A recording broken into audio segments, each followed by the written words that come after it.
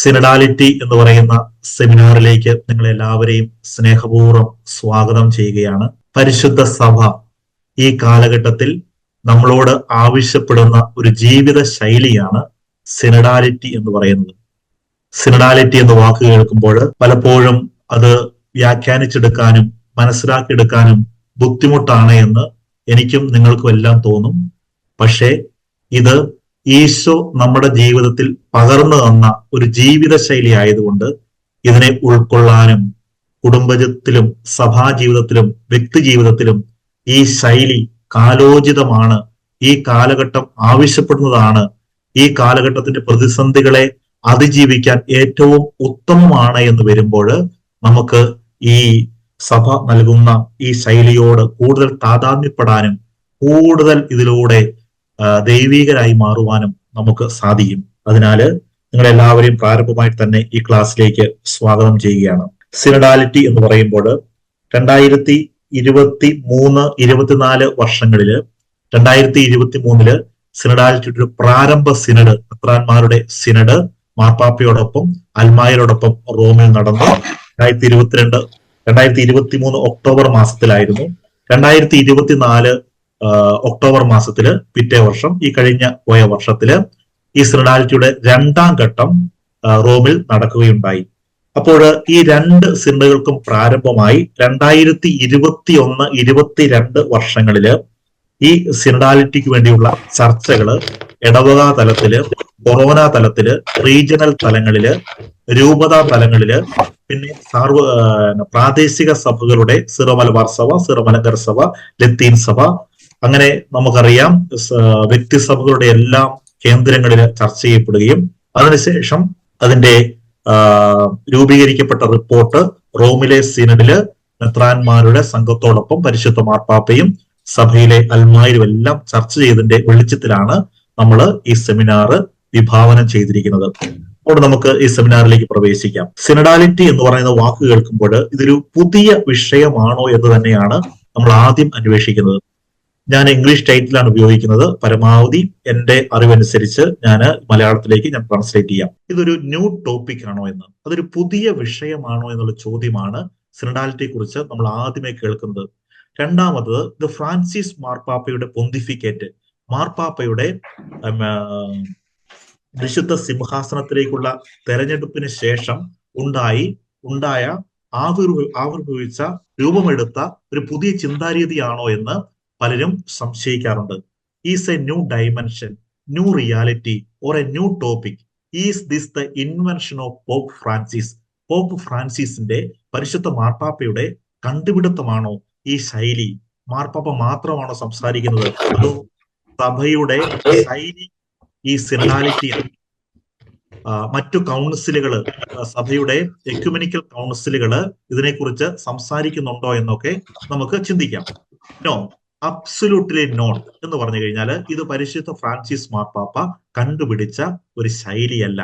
But he insisted all the time from the inception of his papacy started to speak at the beginning of his pontificate. എന്തുകൊണ്ടാണ് മാർപ്പാപ്പയോട് ചേർന്ന് ഈ ശൈലിയെ നമ്മൾ പറയാൻ കാരണം എന്ന് ചോദിച്ചു കഴിഞ്ഞാല് തന്റെ മഹാചാര്യ ശുശ്രൂഷ, ക്രിസ്തുവിന്റെ വികാരി എന്ന രീതിയിലുള്ള തന്റെ മഹാചാര്യ ശുശ്രൂഷ ആരംഭിച്ച കാലഘട്ടം മുതല് നമ്മളോട് അനുചരിക്കാനും നമ്മളോട് പ്രവർത്തിക്കാൻ കടപ്പെട്ടിരിക്കുന്നതുമായ ചിന്ത സിനഡാലിറ്റി ആണെന്ന് മാർപ്പാപ്പ പറയുന്നതോടുകൂടിയാണ് ഇത് പരിശുദ്ധ ഫ്രാൻസിസ് മാർപ്പാപ്പയോട് ചേർന്ന് ഈ സിനഡാലിറ്റി എന്ന് പറയുന്ന ആശയത്തെ നമ്മൾ കൂടുതലായിട്ട് കാണുന്നത്. എന്നാൽ ഇത് മാർപ്പാപ്പയുടെ ഐഡിയ അല്ല. He wants to see church as synodal എന്ന് പറഞ്ഞു കഴിഞ്ഞു. വൈ ഹി ആർഗ്യൂസ് സോ എന്ന് പറഞ്ഞു കഴിഞ്ഞാല് സഭ അതിന്റെ അസ്തിത്വത്തിൽ തന്നെ സിനഡലാണ്. സഭ അതിന്റെ അസ്തിത്വത്തിൽ തന്നെ, അതിന്റെ ജനനത്തിൽ തന്നെ, അതിന്റെ ആവിർഭാവ കാലഘട്ടം മുതലേ എന്ന് പറഞ്ഞു കഴിഞ്ഞാല് ദൈവപിതാവ്, ഈശോ മിശിഹ, പരിശുദ്ധാത്മാവ്, പിന്നെ സഭ, പിന്നെ സഭയിലെ നമ്മൾ എന്ന് പറഞ്ഞു കഴിഞ്ഞാല് ആരംഭം മുതലേ സഭയെ പടുത്തുയർത്തിയിരിക്കുന്ന ഒരു ദിവ്യമായ ശൈലിയാണ് സിനഡാലിറ്റി എന്ന് പറയുന്നത്. ചർച്ച് ഈസ് കോൺസ്റ്റിറ്റ്യൂട്ടീവ്ലി സിനഡൽ എന്ന് പറഞ്ഞാൽ സഭയുടെ അസ്തിത്വം തന്നെ, സഭയുടെ നിലനിൽപ്പ് തന്നെ സിനഡലാണ്. അതുകൊണ്ട് മാർപ്പാപ്പ he invites every one two travel on the synodal journey. അതുകൊണ്ട് ഇത് മിശിഹായുടെ ആയതുകൊണ്ടും സ്വർഗം നമ്മളെ ഏൽപ്പിച്ച ശൈലി ആയതുകൊണ്ടും ഇത് വചനാധിഷ്ഠിത ശൈലി ആയതുകൊണ്ടും ആണ് മാർപ്പാപ്പ ഒരു സിനഡൽ രീതിയിലേക്ക് സഭ പോകണമെന്നും പരിശുദ്ധ സഭയുടെ ഏറ്റവും നല്ല മാതൃക സിനഡൽ മാതൃകയാണ് എന്നും പറയുന്നത്. നമുക്ക് വചനത്തിന്റെ വെളിച്ചത്തില് 2-3-4 വചനങ്ങൾ എടുത്തൊന്ന് പരിശോധിക്കാം. മത്തായിയുടെ സുവിശേഷം 18-ാം അധ്യായം 20-ാം വാക്യം നമുക്ക് എല്ലാവർക്കും അറിയാവുന്നതും നമ്മൾ ആവർത്തിച്ച് പഠിച്ച് റിപ്പീറ്റ് ചെയ്യുന്നതുമായിട്ട് വചനമാണത്. എന്തെന്നാൽ 2-3 പേർ എന്റെ നാമത്തിൽ ഒരുമിച്ച് കൂടുന്നിടത്ത് അവരുടെ മധ്യേ ഞാൻ ഉണ്ടായിരിക്കും. പ്രിയപ്പെട്ടവരെ, സിനഡാലിറ്റിയെ ദൈവവചനത്തിന്റെ പശ്ചാത്തലത്തിൽ, ഈശോയുടെ വചനത്തിന്റെ പശ്ചാത്തലത്തിൽ മനസ്സിലാക്കുമ്പോൾ നമുക്ക് കിട്ടുന്ന ചിന്ത ഇതാണ്. അതായത് നമ്മൾ 2-3 പേർ സമൂഹത്തിലായിരിക്കുക, ഒരുമയിലായിരിക്കുമ്പോൾ നമ്മുടെ കൂടെ ഈശോ ഉണ്ട്. ഫുൾട്ടൻ ജെ ഷീൻ എന്ന് പറയുന്ന പ്രശസ്തനായ അമേരിക്കയിലുള്ള മെത്രാൻ എഴുതിയ പുസ്തകമാണ്. 3 പേരാണ് വിവാഹിതരാകുന്നത്.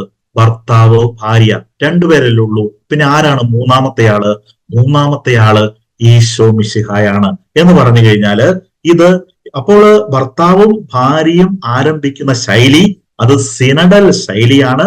ആ സിനഡൽ ശൈലി ഏറ്റവും കൂടുതൽ പ്രകാശിപ്പിക്കപ്പെടുന്നത്, മൂർത്തരൂപം പ്രാപിക്കുന്നത്, അതിന്റെ ഫലദായകമായ രീതിയിലേക്ക് വരുന്നത് ഈശോയും കൂടെ ചേരുമ്പോഴാണ്. രണ്ടാമത്, ലൂക്കായുടെ സുവിശേഷം 24-ാം അധ്യായത്തില് എമ്മാവൂസിലേക്ക് പോയ ശിഷ്യന്മാരുടെ അനുഭവം നമ്മൾ കേൾക്കുന്നു. എമ്മാവൂസിലേക്ക് പോയ ശിഷ്യന്മാര് ജെറുസലേമില് ഈശോ മിശിഹായുടെ പീഡാനുഭവവും മരണവും സംഭവിച്ചപ്പോൾ ഇനി തങ്ങൾ കാത്തിരുന്ന രക്ഷകന്റെ ജീവിതം ഫലശൂന്യമായി തീർന്നു, നിരാശപ്പെട്ടതായിരുന്നു, ഇനി ഞങ്ങൾക്ക് ജീവിതത്തിൽ പ്രതീക്ഷിക്കാനില്ല എന്ന് പറഞ്ഞുകൊണ്ട് ഈശോ മിശിഹായുടെ തിരുവുദ്ധാന രഹസ്യങ്ങൾ നടന്ന ജെറുസലേം പട്ടണത്തിൽ നിന്നും 2 ശിഷ്യന്മാര് ഇറങ്ങി നടക്കുകയാണ് എമ്മാവൂസിലേക്ക്. പക്ഷെ അവരോടൊപ്പം ഈശോ അനുയാത്ര ചെയ്തു.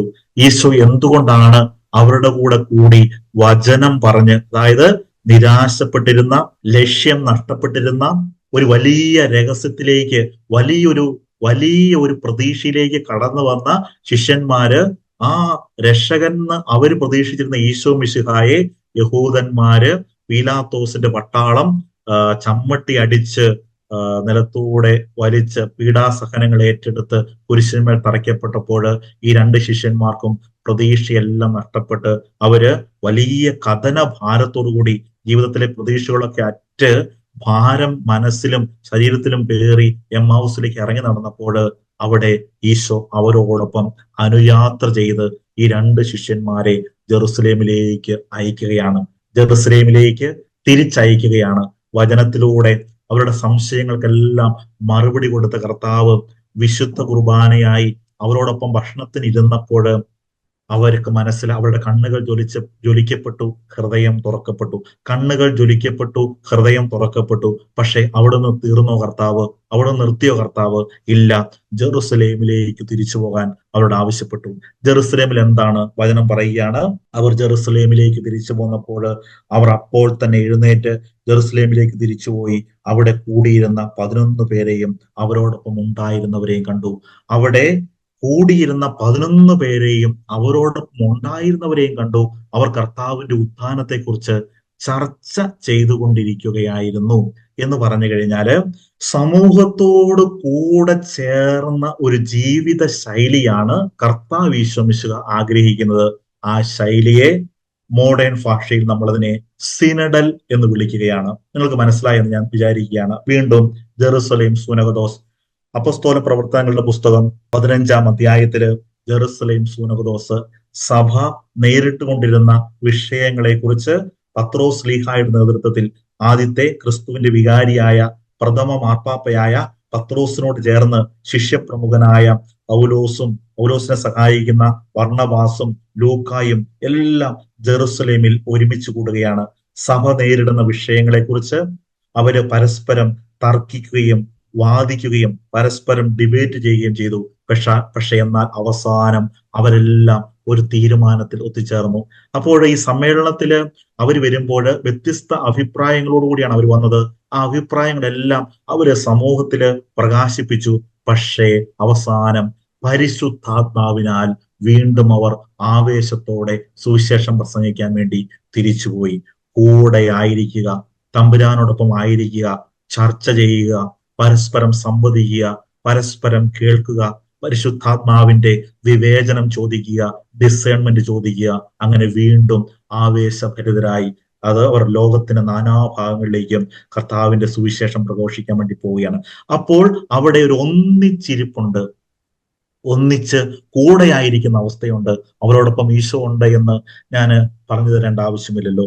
വീണ്ടും അപ്പസ്തോല പ്രവർത്തനങ്ങളുടെ പുസ്തകം 2-ാം അധ്യായം 42-ാം വാക്യം, അവർ അപ്പസ്തോലന്മാരുടെ പ്രബോധനം, കൂട്ടായ്മ, അപ്പം മുറിക്കൽ, പ്രാർത്ഥന എന്നിവയിൽ സദാ താല്പര്യപൂർവ്വം പങ്കുചേർന്നു. അപ്പോൾ അവിടെ എല്ലാം ഉപയോഗിച്ചിരിക്കുന്ന ഒരു സംഭവമുണ്ട്, ബഹുവചനം. എന്താണ്?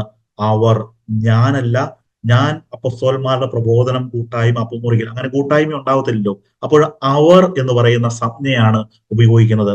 അപ്പോൾ അപ്പസ്തോലന്മാരുടെ പ്രബോധനവും കൂട്ടായ്മയും അപ്പം മുറിക്കലും പ്രാർത്ഥനയിലും ഒരു സമൂഹത്തിലാണ് സംഭവിക്കുന്നത്. അപ്പോൾ ഈ വചനത്തിന്റെ എല്ലാ വെളിച്ചത്തിൽ എന്താണ് സിനഡാലിറ്റി എന്ന് നമുക്ക് ഏകദേശം മനസ്സിലായി. ഈശോ ഈ സിനഡാലിറ്റി നമ്മുടെ ജീവിതത്തിൽ നിന്ന് ആഗ്രഹിക്കുന്നതായി മനസ്സിലാക്കി. ഇനിയാണ് പരിശുദ്ധ മാർപ്പാപ്പയുടെ ആഹ്വാനം. ഈ പശ്ചാത്തലത്തിൽ പ്രിയപ്പെട്ടവരെ നമ്മളത് വായിച്ചെടുക്കണം. അപ്പോൾ പരിശുദ്ധ ഫ്രാൻസിസ് മാർപ്പാപ്പയുടെ കണ്ടുപിടുത്തമല്ല, സഭ എന്താണോ അത് സിനഡലാണ് എന്ന് വചനത്തിലൂടെ നമുക്ക് മനസ്സിലായി. ഇനി വൈ, അതുകൊണ്ട് എന്തുകൊണ്ടാണ് പരിശുദ്ധ ഫ്രാൻസിസ് മാർപ്പാപ്പ ക്രിസ്തുവിന്റെ വികാരി അല്ലെങ്കിൽ ക്രിസ്തു മാർപ്പാപ്പയിലൂടെ ഈ ശൈലിയിലേക്ക് ആവർത്തിച്ചു പോകണമെന്ന് പറയാൻ കാരണം? Why church of the first millennium was exceptionally synodal. ഈ വചനത്തിന്റെ അപ്പസ്തോല പ്രവർത്തനങ്ങളുടെ പശ്ചാത്തലത്തിലാണ് ഒന്നാം നൂറ്റാണ്ടിലെ ക്രിസ്തു ഈശോമിശിഹ ഉദ്ധാനം ചെയ്ത ശേഷം ശിഷ്യന്മാരുടെ കീഴിൽ സമ്മേളിച്ച സഭ എക്സെപ്ഷണലി, സവിശേഷമായി, അനന്യമായി സിനഡലായിരുന്നു. ഇവന്റ് ഓഫ് പെന്തക്കോസ്റ്റ് നമ്മളത് പറഞ്ഞതാണ്. Jerusalem council, it is already in the church. Explain ചെയ്തതാണ്. It is embedded in the church, it is impregnate in the church. സഭയിൽ അന്തർലീനമായ ഒരു ശൈലിയാണ് synodality. This is the true reality of the church. സഭ എന്താണോ അതിന്റെ യാഥാർത്ഥ്യത്തിൽ സഭ എന്തായിരിക്കുന്നു എന്ന് ചോദിച്ചു കഴിഞ്ഞാൽ അത് സിനഡൽ ആയിരിക്കും എന്നുള്ളതാണ് ലളിതമായ ഉത്തരം. So here there is a call to return to the glorious past of the church. അപ്പോൾ ഈ സിനഡാലിറ്റിയിൽ നിന്ന് നമ്മൾ എന്തെങ്കിലും തരത്തിൽ വ്യത്യസ്തമായി നമ്മൾ ചരിച്ചിട്ടുണ്ടെങ്കിൽ, നമ്മൾ യാത്ര ചെയ്തിട്ടുണ്ടെങ്കിൽ, നമ്മൾ ഒറ്റയ്ക്കായി പോയിട്ടുണ്ടെങ്കിൽ, പ്രിയപ്പെട്ടവരെ, ഈ സഭയുടെ പരമോന്നതമായ മഹത്വപൂർണമായ ചരിത്രത്തിലേക്ക് മടങ്ങണമെന്നാണ് ഇന്ന് പരിശുദ്ധ കത്തോലിക്ക സഭ മിശിഹായിലൂടെ നമ്മളോട് ആവശ്യപ്പെടുന്നത്. If it is, then what is the exact meaning of the synod? അപ്പോൾ നിങ്ങൾ ചോദിക്കും, അച്ഛൻ വചനത്തിന്റെ പശ്ചാത്തലത്തിൽ ഇത് സിനഡലാണെന്ന് പറഞ്ഞു, എന്നാൽ സിനഡാലിറ്റി എന്ന വാക്ക്, സിനഡൽ എന്ന വാക്ക്, സിനഡ് എന്ന വാക്കിന്റെ അർത്ഥം എന്താണ് എന്ന് നിങ്ങളുടെ മനസ്സിൽ ചോദ്യം ഉയരാം. അപ്പോൾ നമ്മൾ basic terminology that we want to know. ഇപ്പൊ സഭയെ കുറിച്ച് അല്ലെങ്കിൽ സിനഡാലിറ്റിയെ കുറിച്ച് ബേസിക് ടെർമിനോളജി നമ്മളൊന്ന് കണ്ടുപോകണം. 2 Greek words joined together. 2 Greek വാക്കുകൾ യോജിപ്പിച്ചതാണ് സിനഡ് എന്ന വാക്ക്. SYN, സിൻ, എ പ്രൊപ്പോസിഷൻ ആണത്. അതിന്റെ മീനിങ് വിത്ത് എന്ന ഇംഗ്ലീഷ് മീനിങ് ആണ് ട്രാൻസ്ലേറ്റ് ചെയ്യുമ്പോൾ മനസ്സിലാകുന്നത്. ഓദോസ്, ODOS, ടു ബി. അപ്പോൾ സിനഡ് എന്ന് പറഞ്ഞു കഴിഞ്ഞാൽ അതിന്റെ ക്ലിപ്താർത്ഥം, അതിന്റെ നികൃഷ്ടാർത്ഥം ടു ബി വിത്ത് എന്നാണ്. നമ്മളതിനെ സഭയിലേക്ക് കൊണ്ടുവന്ന് വ്യാഖ്യാനിക്കുമ്പോൾ ടു ട്രാവൽ ടുഗദർ, ജേർണിങ് ടുഗദർ എന്ന് പറഞ്ഞു കഴിഞ്ഞാൽ ഒന്നിച്ച് യാത്ര ചെയ്യുക. അപ്പൊ ഒരു കുടുംബത്തിന്റെ അനുഭവം നമ്മുടെ മനസ്സിലേക്ക് വരുമ്പോൾ ഈ സിനഡാലിറ്റി എന്താണ് നമുക്ക് കൂടുതലായിട്ട് വിശദീകരണമില്ലാതെ മനസ്സിലാകും. ടു ട്രാവൽ ടുഗദർ, ജേർണിങ് ടുഗദർ, യാത്ര ചെയ്യുക, ഒന്നിച്ച് യാത്ര ചെയ്യുക. ലാറ്റിൻ വേർഡ്, സിനഡിന്റെ ലാറ്റിൻ വേർഡ് എന്നാൽ കൊഞ്ചീലിയം. ആ വാക്കിൽ നിന്നാണ് കൗൺസിൽ എന്ന വാക്ക് നിഷ്പന്നമായിരിക്കുന്നത്, ആവിർഭവിക്കപ്പെട്ടിരിക്കുന്നത്. അത് from the Semitic or semantic world. അതായത് നമുക്കറിയാം സുറിയാനി ലോകം എങ്ങനെയാണ് മനസ്സിലാക്കുന്നത്? അവർ മനസ്സിലാക്കുന്നത് സൂനഹദോസ്. അപ്പൊ സിനഡ് എന്ന വാക്ക് സുറിയാനിയിലേക്ക് നമ്മൾ തർജ്ജമ ചെയ്യുമ്പോൾ സൂനഹദോസ് എന്ന വാക്ക് കിട്ടും. അപ്പൊ അത് നമുക്കറിയാം, സീറോ മലബാർ സൂനഹദോസ്, സീറോ മലങ്കര സൂനഹദോസ്, വത്തിക്കാൻ കൗൺസിൽ, അങ്ങനെയൊക്കെ. അൾട്ടിമേറ്റ്ലി എന്താണ് ഇതിന്റെ അർത്ഥം? We are travelling together. എവിടെയൊക്കെ? In a family, in a parish, in the local church, in the universal church. അപ്പോൾ സിനഡ്, കൊഞ്ചീലിയം, സൂനഗതോസ് എന്നുള്ളതെല്ലാം ഒരേ അർത്ഥത്തിലേക്ക് നമുക്ക് കേന്ദ്രീകരിക്കാമെങ്കിൽ കർത്താവിന്റെ നാമത്തിൽ ഒരുമിച്ച് കൂടുന്ന സമൂഹം. ഈ കർത്താവിന്റെ നാമത്തിൽ ഒരുമിച്ച് കൂടുന്ന സമൂഹമല്ലേ പഴയ നിയമത്തിൽ നമ്മൾ കാണുന്നത്, പുതിയ നിയമത്തിൽ നമ്മൾ കാണുന്നത്, ഇപ്പോൾ നമ്മൾ കാണുന്നത്? അപ്പൊ നമുക്ക് മനസ്സിലാകും, ഇത് കാലഘട്ടത്തിന്റെ ആവിർഭാവം മുതലേ തമ്പുരാൻ നമുക്ക് വേണ്ടി തമ്പുരാൻ നമുക്ക് വേണ്ടി നമ്മുടെ ഹൃദയങ്ങളിൽ എഴുതിയ, കല്ലുകളിലല്ല, കൽപ്പലകളിലല്ല, ഹൃദയങ്ങളിൽ എഴുതിയ നിയമമാണ് സിനഡാലിറ്റി എന്ന് പറയുന്ന നിയമം. ഇനി a clarion call of Vatican council. ഈ കാലഘട്ടത്തില് ആധുനിക ലോകത്ത് നമ്മുടെ എല്ലാവരുടെയും ടേം ഓഫ് റെഫറൻസ് എന്ന് പറഞ്ഞു കഴിഞ്ഞാൽ, ദൈവശാസ്ത്രം പഠിക്കുന്ന എല്ലാ വിദ്യാർത്ഥിനികളുടെ എല്ലാം ഒരു അപഗ്രഥന മാതൃക രണ്ടാം വത്തിക്കാൻ കൗൺസിലാണ്. Term of reference. വത്തിക്കാൻ കൗൺസിലിനെ നമ്മൾ റെഫർ ചെയ്യാതെ, വത്തിക്കാൻ കൗൺസിലിനെ കുറിച്ച് ചർച്ച ചെയ്യാതെ നമുക്ക് മുൻപോട്ട് പോകാനാവില്ല. അതുകൊണ്ടാണ് വത്തിക്കാൻ കൗൺസിലിന്റെ ആഹ്വാനം, go to the sources and update. ഉറവിടങ്ങളിലേക്ക് തിരിച്ചു പോവുക, സഭയെ പുത്തനാക്കുക, അപ്ഡേറ്റ് ചെയ്യുക. വ്യത്യസ്തമായ വെല്ലുവിളികൾ ഓരോ ദിവസവും ഉയർന്നുകൊണ്ടിരിക്കുന്ന ലോകത്തിന്റെ ഭൂമികയിൽ, നിലപാട് തറയിൽ വ്യത്യസ്തമായ നിലപാടുകളെ ലോകം മുൻപോട്ട് വെക്കുമ്പോൾ അവയെയൊക്കെ അതിജീവിക്കാൻ സഭ എങ്ങനെ പുത്തനായി മാറണമെന്ന് നമ്മളെ ഉപദേശിച്ചു പഠിപ്പിച്ച വത്തിക്കാൻ കൗൺസിലിന്റെയും ആഹ്വാനം സിനഡൽ മാതൃകയിലേക്ക്, സിനഡൽ ശൈലിയിലേക്ക്, പിതാക്കന്മാർ നമ്മൾക്ക് കാണിച്ചു തന്ന വഴിയിലേക്ക് തിരിച്ചു പോവുക എന്നുള്ളതാണ്. അതുകൊണ്ട് സിനഡാലിറ്റിയെ കുറിച്ച് നമ്മൾ ചിന്തിക്കുമ്പോൾ വത്തിക്കാൻ കൗൺസിലിനെ ഒരിക്കലും മറക്കാൻ നമുക്കാവില്ല. ഫാദേഴ്സ് എന്ന് പറഞ്ഞാല് കൗൺസിൽ പിതാക്കന്മാര്, കൗൺസിലിനെ കുറിച്ച് പഠിക്കുകയും ചർച്ച ചെയ്യുന്ന പിതാക്കന്മാര്. Fathers had been proposing the 5 theological pillars to understand the synodal dimension. അപ്പോൾ പരിശുദ്ധ സഭയുടെ സിനഡൽ ഡൈമെൻഷൻ എങ്ങനെ സഭയിൽ പ്രാവർത്തികമാകുന്നു എന്ന് പഠിക്കാൻ ഒരു 5 സ്തംഭങ്ങൾ, 5 പില്ലേഴ്സ്, 5 മാതൃകകള് ഈ വത്തിക്കാൻ കൗൺസിലിന്റെ പശ്ചാത്തലത്തില് നമുക്ക് വ്യാഖ്യാനിച്ചെടുക്കാം. ഇത് അല്പം വിഷമമാണെങ്കിലും നിങ്ങൾ എല്ലാവരും വളരെ സ്റ്റുഡിയസ് ആയതുകൊണ്ട്, പരിശുദ്ധാത്മാവിന്റെ അഭിഷേകം നമ്മൾക്ക് എല്ലാവർക്കും ജ്ഞാനമായി കത്തുന്നതുകൊണ്ട് നിങ്ങൾക്കത് മനസ്സിലാക്കും. ഒന്നാമത്, there are 5 pillars. ഒന്ന്, ട്രിനിറ്റേറിയൻ തിയോളജി, പരിശുദ്ധ തൃത്വത്തിന്റെ ശാസ്ത്രം. Conciliar teaching on collegiality. Conciliar teaching on the people of God, ദൈവജനം. രണ്ടാമത്തത് മെത്രാന്മാരുടെ സംഘാത്മകത. മൂന്നാമത് ദൈവജനത്തെ കുറിച്ചുള്ള കൗൺസിലിന്റെ ചിന്തകൾ. 4, conciliar approach to sensus fidelium or sensus fidei, അതായത് വിശ്വാസത്തെ വളരെ കൃത്യമായി കറയില്ലാതെ വ്യാഖ്യാനിക്കാൻ ദൈവജനത്തിന് സാധിക്കും. ദൈവജനത്തിന്റെ ബോധം, കറയില്ലാത്ത സത്യം പഠിപ്പിക്കുവാൻ, സത്യം അറിയുവാൻ, വിശ്വാസത്തെ കൃത്യമായി മനസ്സിലാക്കുവാൻ ദൈവജനത്തിന്റെ പൊതുബോധത്തിലേക്ക് പോകണമെന്നുള്ളതാണ് ഈ 4-മത്തത്. 5-മത്തത്, conciliar response to the theology of the local church. അപ്പൊ നമ്മളിത് പഠിക്കുന്നത് എങ്ങനെയാണ്?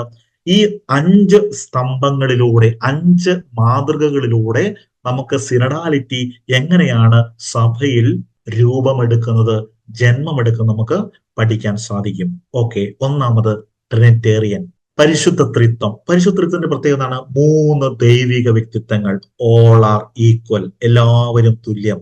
No one dominates or reigns other, ആരും ആരെയും ഭരിക്കുന്നില്ല, ആരും ആരെയും അടിമപ്പെടുത്തുന്നില്ല. Every person, every divine person in the Trinity respects the individuality of the other. ഓരോ പിതാവ് പുത്രന്റെ വ്യക്തിത്വത്തെ അംഗീകരിക്കുന്നു, പരിശുദ്ധാത്മാവ് പുത്രനെയും പിതാവിന്റെയും വ്യക്തിത്വത്തെ അംഗീകരിക്കുന്നു. Respects the space of each other, എല്ലാവരും അവരവരുടെ സ്പേസിനെ, അവരവരുടെ വ്യക്തിത്വത്തെ വ്യക്തമായി ബഹുമാനത്തോടെയും ആദരവോടെയും കാണുന്നു. സസ്റ്റെയിൻസ്, പക്ഷെ അവരെ നിലനിർത്തുന്നത് എന്താണ്? They are sustains in unity, acts in unity. അപ്പോൾ പരിശുദ്ധ ത്രിത്വത്തില് ഒരു ബാലൻസിങ് ആക്ട്, ഒരു സന്തുലിതമായ അവസ്ഥ നമ്മൾ കാണുന്നു. അപ്പോൾ ഈ പരിശുദ്ധമായ ട്രിനിറ്റേറിയൻ ഫോർമുല ശാസ്ത്രജ്ഞന്മാർ പോലും ഇന്ന് പഠിക്കുന്നത് നമ്മൾ കാണുമ്പോഴാണ് ഈ ട്രിനിറ്റി എന്നുള്ള ദൈവിക വെളിപാട് എത്രയോ ശരിയായിരുന്നു നമുക്ക് മനസ്സിലാകുന്നത്. ശാസ്ത്രജ്ഞന്മാർ പറയുന്നത് എ പ്രിൻസിപ്പിൾ ഓഫ് യൂണിവേഴ്സ് അത് ട്രിനിറ്റേറിയൻ മോഡലാണ്. നമുക്കറിയാം, കോടാനുകോടി സൗരയൂഥങ്ങളും ഗാലക്സികളും ഗ്രഹങ്ങളും ഉപഗ്രഹങ്ങളും ഒക്കെ ഈ പ്രപഞ്ചത്തില്, പല കാലാവസ്ഥകളുള്ള പ്രപഞ്ചത്തില്, പല ഭൂമിശാസ്ത്ര പ്രത്യേകതകളുള്ള കടലും കരയും ജലവും വെള്ളവും എല്ലാം ഉള്ള ഈ ഭൂമിയെ ഒന്നിപ്പിച്ച് നിർത്തുന്ന ഘടകം എന്താണ്? അത് ട്രിനിറ്റേറിയൻ മോഡലാണ്, ബാലൻസിങ് ആക്ട്. പ്രിയപ്പെട്ടവരെ, പരിശുദ്ധ ത്രിത്വത്തിന്റെ മാതൃകയിലൂടെ നമ്മൾ സിനഡാലിറ്റിയെ മനസ്സിലാക്കുമ്പോൾ ഇത് തന്നെയാണ് സിനഡാലിറ്റി. എല്ലാവരെയും ഉൾക്കൊള്ളുക, ഓരോരുത്തരുടെയും സ്പേസ് മനസ്സിലാക്കുക, നമ്മളുടെ വ്യത്യസ്തതകൾക്കിടയിലും ഒരു ഐക്യം കണ്ടുപിടിക്കുക, എല്ലാവരെയും ബഹുമാനിക്കുമ്പോൾ, എല്ലാവരെയും ആദരിക്കുമ്പോൾ, എല്ലാവരെയും സ്നേഹിക്കുമ്പോൾ മുൻപോട്ട് പോകുന്നതിനാവശ്യമായ എല്ലാ ജീവജലവും നമുക്ക് ലഭിക്കുമെന്നുള്ളതാണ് സിനഡാലിറ്റി ട്രിനിറ്റേറിയൻ മോഡലിൽ നമ്മൾ മനസ്സിലാക്കുന്നത്. രണ്ടാമത്, കൊളേജിയാലിറ്റി ഓഫ് ബിഷപ്സ് എന്ന് പറഞ്ഞു കഴിഞ്ഞാൽ each bishops had power and voice. ഓരോ മെത്രാനും അവർക്ക് ശബ്ദവുമുണ്ട്, അധികാരവുമുണ്ട്. ദേ റെപ്രസെന്റ് ദ ലോക്കൽ ചർച്ച്. അവരാണ് പ്രാദേശിക സഭയെ പ്രതിനിധീകരിക്കുന്നത്. They take decisions through the provincial council. എന്ന് പറഞ്ഞു കഴിഞ്ഞാല് ഇന്ന് സിനഡൽ മാതൃകയിലൂടെ, സിനഡാലിറ്റിയുടെ കണ്ണുകളിലൂടെ നോക്കുന്ന സഭ പറയുന്നത് യൂണിവേഴ്സൽ ചർച്ച്, സാർവത്രിക സഭ മാത്രം പോരാ. പിന്നെ എന്താണ്? സാർവത്രിക സഭ ലോക്കൽ പ്രാദേശിക സഭകളോടൊപ്പമാണ് വളരുന്നത്. അപ്പോൾ പരിശുദ്ധ ഫ്രാൻസിസ് മാർപ്പാപ്പ ഒരു കാര്യവും മുകളിൽ നിന്ന് അടിച്ചേൽപ്പിക്കുന്നില്ല. പരിശുദ്ധ ഫ്രാൻസിസ് മാർപ്പാപ്പ മെത്രാന്മാരുടെ സംഘത്തോട് ചേർന്നാണ് പഠിപ്പിക്കുന്നത്. മെത്രാന്മാരുടെ സംഘം മാത്രം മതിയോ? പ്രാദേശിക സഭകൾ മാത്രം മതിയോ? പോരാ. മാർപ്പാപ്പ മാത്രം മതിയോ? യൂണിവേഴ്സൽ ചർച്ച് മാത്രം മതിയോ? പോരാ. യൂണിവേഴ്സൽ ചർച്ചും ലോക്കൽ ചർച്ചും, അതായത് സാർവത്രിക സഭയും പ്രാദേശിക സഭയും രണ്ട് പുഴയായി ഒരേ പോയിന്റിൽ സമന്വയത്വം പ്രാപിക്കുന്ന പരിപാവനമായ ശൈലിയാണ് സിനഡാലിറ്റി. എന്ന് പറഞ്ഞു കഴിഞ്ഞാല് സഭയുടെ ചരിത്രം തന്നെ ഇങ്ങനെയായിരുന്നു. പ്രാദേശികമായ കൗൺസിലുകള്, പ്രാദേശികമായ മെത്രാന്മാര് അവർ ഒരുമിച്ച് കൂടുന്നു. അവര് കാർത്തേജിലും ആഫ്രിക്കയിലും ഓറിയന്റൽ വേൾഡിലും ഏഷ്യൻ സഭയിലും വെസ്റ്റേൺ സഭയിലും എല്ലാം ഒന്നിച്ചു കൂടുന്നു. ഈ കൊച്ചു സൂനഹ ദോസുകളെ സാർവത്രിക സഭ അന്ന് അംഗീകരിച്ചിരുന്നു. നമുക്കറിയാം, അതുകൊണ്ടാണ് കാനൻ ലോയുടെ സഭാ നിയമത്തിന്റെ ജന്മസ്ഥലം കളിത്തൊട്ടിൽ ഈ പ്രാദേശിക സൂനകദോസുകളാണെന്ന് പറയുന്നത്. അപ്പോൾ പ്രാദേശിക സൂനകദോസുകളെ അംഗീകരിക്കുന്നതില് സാർവത്രിക സഭയുടെ ആസ്ഥാനമായ റോം ഒരിക്കലും മടി കാണിച്ചിരുന്നില്ല. അത് വീണ്ടും ഏതെങ്കിലും കാലഘട്ടങ്ങളില് അങ്ങനെ റോം മാത്രം മതി എന്ന് പെരുമാറിയിട്ടുണ്ടെങ്കിൽ അത് പോരാ. യഥാർത്ഥ ശൈലിയിലേക്ക് പരിശുദ്ധ മാർപ്പാപ്പയോടൊപ്പം മെത്രാൻ സംഘവും ഒന്നിച്ച് സഭയെ പഠിപ്പിക്കുന്നു എന്നൊരു രീതിയിലേക്ക് കാര്യങ്ങൾ മാറി. So in the synodal church, Holy Father with the synod of bishops, a togetherness rooted in Trinity. പരിശുദ്ധ മാർപ്പാപ്പയും മെത്രാന്മാരും ഒന്നിച്ച് മെത്രാന്മാരുടെ സംഘാത്മകത, മാർപ്പാപ്പയും റോമിന്റെ ബിഷപ്പാണല്ലോ, മെത്രാന്മാരുടെ സംഘാത്മകത പറഞ്ഞാല് കൂട്ടായ്മയിൽ തീരുമാനമെടുക്കുമ്പോൾ അത് സിനഡൽ ശൈലിയ ആയി മാറുകയാണ്. മൂന്നാമത്തത്, people of God. We must listen to the people of God എന്ന് പറഞ്ഞാൽ സഭ ദൈവജനത്തെ കേൾക്കണം. Vitality of the church depended upon the dynamic spirit of the laity. അപ്പോൾ സഭയുടെ ചലനാത്മകത അൽമായരുടെ ദൈവജനത്തിന്റെ ജീവദായകമായ പ്രവർത്തനത്തിലാണെന്നാണ് പരിശുദ്ധ സഭ പറഞ്ഞു വെക്കുന്നത്. സഭയ്ക്ക് ജീവൻ ഉണ്ടാകണമെങ്കിൽ ദൈവജനത്തിന് ജീവൻ ഉണ്ടാവണം. ദൈവജനത്തിന് ജീവൻ നഷ്ടപ്പെടുന്നിടത്ത് സഭയുടെ ചാലക ശക്തിയും നശിച്ചു പോവുകയാണ്. The ears of the laity are purer than the hearts of the bishops. ഇതല്പം കോൺട്രവേഴ്സ്യൽ ആയ സ്റ്റേറ്റ്മെന്റ് ആണ്. എന്നാലും സഭ പറഞ്ഞു നോക്കിയാണ്, അതായത് അൽമായരുടെ ചെവികൾക്ക് മെത്രാന്മാരുടെ ഹൃദയങ്ങളെക്കാളും ശക്തിയുണ്ട്. Do not fall into the church affairs as mere episcopal affair എന്ന് പറഞ്ഞു കഴിഞ്ഞാല് സഭയുടെ പ്രവർത്തനം മെത്രാന്മാരുടെ പ്രവർത്തനമായിട്ട് മാത്രം കാണുന്ന അവസ്ഥയാണ് ഇന്ന് സഭ ചോദ്യം ചെയ്യുന്നത്. മെത്രാന്മാരുടെ മാത്രം പ്രവർത്തനമല്ല, സഭ എല്ലാവരുടെയും കൂടെയാണ്. അതിൽ തന്നെ ദൈവജനം പ്രമുഖ സ്ഥാനം വഹിക്കുകയാണ്. ദൈവജനം പ്രമുഖ സ്ഥാനം വഹിക്കുകയാണ്. അതുകൊണ്ടാണ് ദൈവജനത്തിന്റെ പ്രാധാന്യത്തെക്കുറിച്ച് വത്തിക്കാൻ കൗൺസിൽ ആവർത്തിച്ച് ആവർത്തിച്ച് നമ്മെ പഠിപ്പിച്ചത്. What is the theological motive behind these? അങ്ങനെ നമ്മൾ പറഞ്ഞു പോയാൽ പോരല്ലോ. ദൈവജനത്തെ മനസ്സിലാക്കണമെന്ന്, ദൈവജനത്തെ ഉൾക്കൊള്ളണമെന്ന് പറയുന്നതിന്റെ പുറകിലുള്ള ദൈവശാസ്ത്രപരമായ ചാലകശക്തി എന്താണ്? They have received the Holy Spirit in and through sacraments of baptism and confirmation. അതായത് സ്ഥൈര്യലേപനത്തിലൂടെയും മാമോദീസായിലൂടെയും പരിശുദ്ധാത്മാവിനെ സ്വീകരിച്ച ദൈവജനത്തിന് ചലനാത്മകതയുള്ളത് കൊണ്ട് സിനഡൽ മാതൃകയിൽ ദൈവജനത്തെ പൂർണ്ണമായി ഉൾക്കൊള്ളണമെന്നാണ് പരിശുദ്ധ സഭ നമ്മെ പഠിപ്പിക്കുന്നത്. നാലാമത്തത് സെൻസസ് ഫിദേലിയം. ഞാനത് നേരത്തെ പറഞ്ഞതാണ്. വിശ്വാസികളുടെ പൊതുബോധം, വിശ്വാസബോധം, വിശ്വാസത്തെക്കുറിച്ചുള്ള സെൻസ്, ബോധ്യം.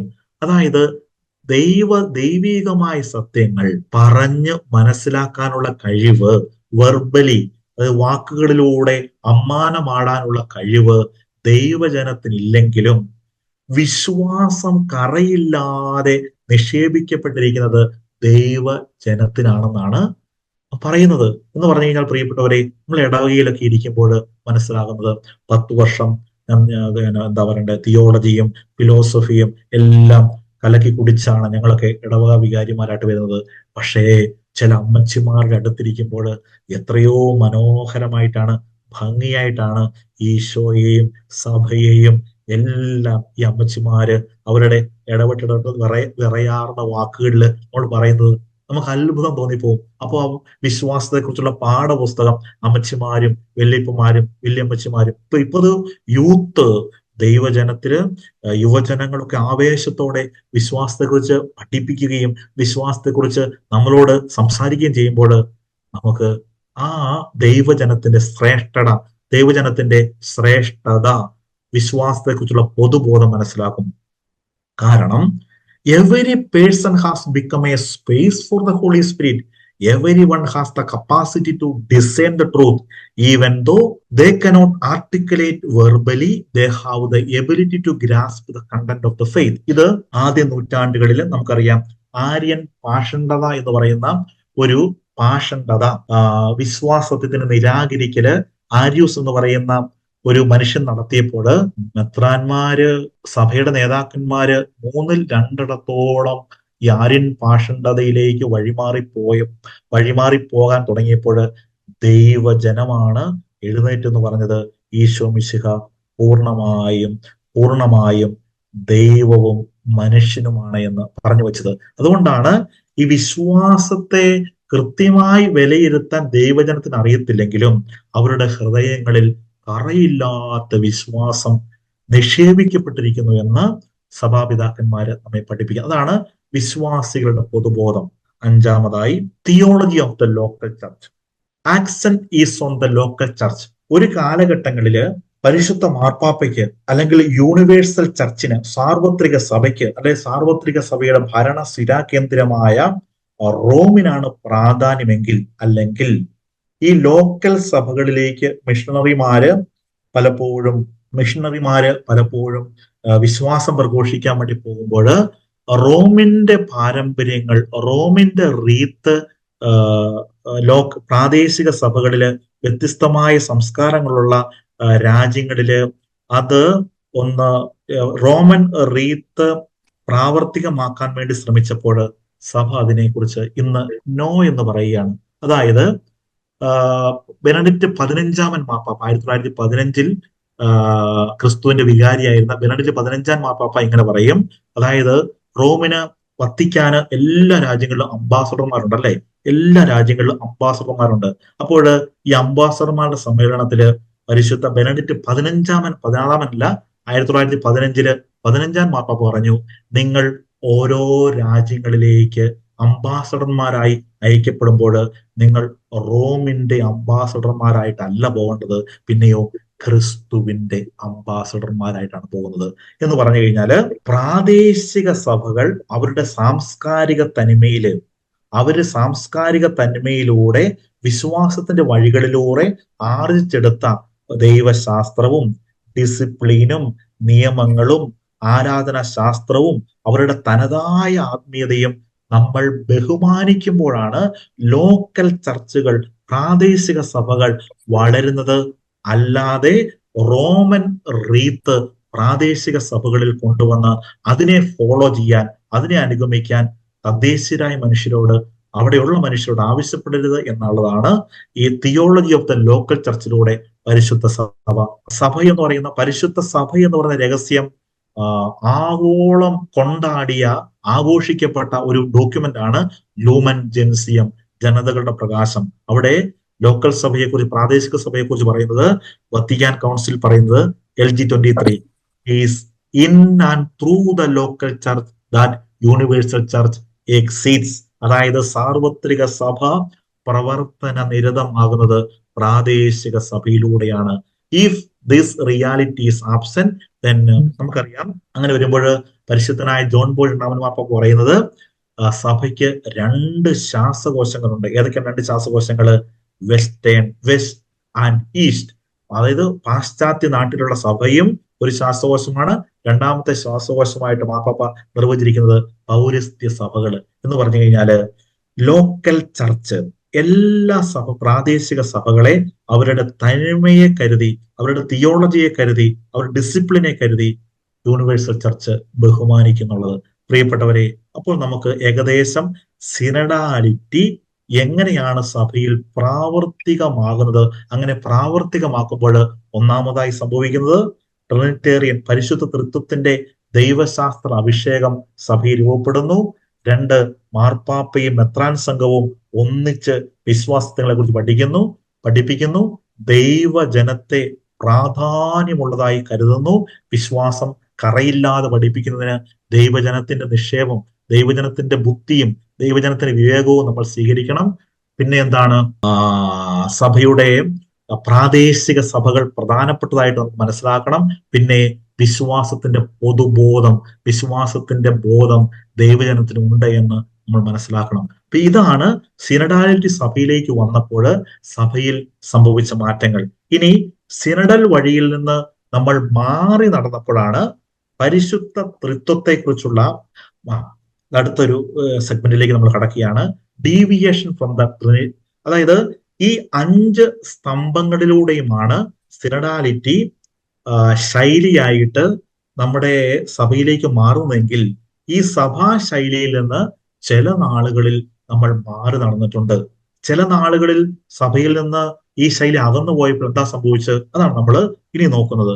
Deviation from the Trinitarian in the second millennium, 2-ാം നൂറ്റാണ്ടില് instead of Trinity a Christological approach gained momentum. അതായത് പരിശുദ്ധ ത്രിത്വത്തിന്റെ കൂട്ടായ്മയിൽ നിന്ന് ഈശോമിശിഹായെ മാത്രം നമ്മൾ പുറത്തേക്ക് എടുത്തിട്ട് നമ്മൾ ദൈവശാസ്ത്രത്തെ വ്യാഖ്യാനിച്ചപ്പോൾ എന്താ സംഭവിച്ചെന്നറിയാവോ? ഒരു മൊണാർക്കിക്കൽ കൾച്ചർ, ഒരു കിങ്ങിലി കൾച്ചർ സഭയിൽ രൂപം കൊണ്ടു. സഭയിൽ രൂപം കൊണ്ടത് പരിശുദ്ധ ത്രിത്വത്തിലെ കൂട്ടായ്മയ്ക്ക് പകരം ഐ ഡിസൈഡ് എന്ന രീതിയിലേക്ക്, ഞാൻ കാര്യങ്ങൾ തീരുമാനിക്കുമെന്നുള്ള ഏകദാനതയിലേക്ക് സഭാവിശ്വാസം മാറിമറിഞ്ഞു. അവിടെ എന്താ സംഭവിച്ചത്? One person dominates other. Everybody acts their own. A Christology without Jesus in the Trinity. Balance is lost. Instead of serving, we began to dominate. അപ്പോൾ ഈ ട്രിനിറ്റേറിയൻ ശൈലിയിൽ നിന്ന് പരിശുദ്ധ സിംഹാസനം റോം ചില കാലങ്ങളിൽ വ്യതിചലിച്ചപ്പോൾ എന്താ സംഭവിച്ചത്? റോം പറയുന്നത് മാത്രം നിങ്ങൾ കേട്ടാൽ മതി. ഈ തൃത്വത്തിന്റെ ശൈലിയിൽ നിന്ന് പ്രാദേശിക സഭകൾ മാറി നിന്നപ്പോൾ പാഷണ്ഡതകളുണ്ടായി. രണ്ടാമത് സഭയിൽ വിഭജനം ഉണ്ടായി. അപ്പൊ സിനഡാലിറ്റിയിൽ നിന്ന് നമ്മൾ സിനഡാലിറ്റി ഏറ്റവും കൂടുതൽ വിശദീകരിക്കുന്ന ട്രിനിറ്റേറിയൻ മോഡലിൽ നിന്ന് നമ്മൾ മാറി നിൽക്കുമ്പോൾ സഭയിൽ പാഷണ്ഡതകൾ രൂപപ്പെട്ടു, സഭയിൽ വിഭജനം രൂപപ്പെട്ടു എന്നുള്ളതാണ്. അതുകൊണ്ട് ഞാൻ ഈശോയോട് ചേർന്ന് നിൽക്കുന്നുണ്ടെങ്കിൽ പരിശുദ്ധ ത്രിത്വത്തിന്റെ കൂട്ടായ്മയിലേക്ക് ചേർന്ന് നിൽക്കുക. പരിശുദ്ധ ത്രിത്വത്തിന്റെ കൂട്ടായ്മയിലേക്ക് നമ്മൾ ചേരുമ്പോൾ ഈ ഈശോ മിശിഹായുടെ ശൈലിയായ സിനഡൽ ശൈലിയിലേക്ക് നമ്മൾ മാറും. അല്ലെങ്കിൽ അധികാര തർക്കവും വഴക്കും വിഭജനവും അങ്ങോട്ടും ഇങ്ങോട്ടുള്ള യുദ്ധവും പരസ്പരമായ സംഘർഷങ്ങളും എല്ലാം വരും. കുടുംബത്തിന്റെ പശ്ചാത്തലം നോക്കിക്കേ, ബാലൻസ് പോയി കഴിഞ്ഞാൽ ഭർത്താവ് പറയും ഞാൻ പറയുന്ന കാര്യം മാത്രം നിങ്ങൾ അനുസരിച്ചാൽ മതി. ഭാര്യ പറയും ഞാനാണ് ഏറ്റവും കൂടുതൽ പരിഗണിക്കപ്പെടേണ്ട ആള്. മക്കള് പറയും ഞങ്ങളാണ് പരിഗണിക്കപ്പെടേണ്ടത്. കാരണം മാതാപിതാക്കന്മാർക്ക് ഈ കാലഘട്ടത്തെക്കുറിച്ച് യാതൊരു ബുദ്ധിയുമില്ല. എന്നാൽ ഒരു ട്രിനിറ്റേറിയൻ മോഡലിലേക്ക്, സിനഡൽ ശൈലിയിലേക്ക് വന്നാല് അപ്പനും അമ്മയും മക്കളും ഒന്നിച്ച് എല്ലാവരും പരസ്പരം കേട്ട് വ്യത്യസ്ത അഭിപ്രായങ്ങൾ പറഞ്ഞ് വ്യത്യസ്ത അഭിപ്രായങ്ങളെ സ്നേഹം കൊണ്ട് ദൈവത്തിന്റെ നാമത്തിൽ സമന്വയിപ്പിച്ച് മുൻപോട്ട് പോകുന്ന അവസ്ഥ.